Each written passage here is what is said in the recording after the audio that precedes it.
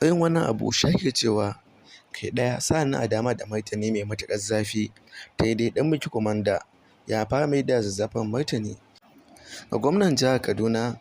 Duk da cewa gwamnan jihar Kaduna Bello Obasani ya fito ya barranta kanshi a game da abin da ya faru da ɗan Biki Komanda, amma sai ɗan Biki Komanda ya bayyana cewa wannan fa maganar banza ce, sa'annan maganar wofi, sa'annan magana ce wadda ba ta taso ma ba, domin su wayanda suka kama shi sun bayyana cewa za su kira Bello Obasani domin su bayyana cewa za su haɗa shi da Komanda ɗin, amma ya ce shi baya buƙata. Domin me?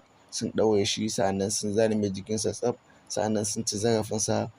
Irin wannan abu na daga cikin abubuwan da Bello Obasani ke aiwatarwa na me cin zarafin wanda ya kasance ɗan adawarsa ne. Ɗan Biki Komanda ya bayyana cewa ba shi kaɗai ne ba wanda ya taɓa cin zarafin shi kamar haka.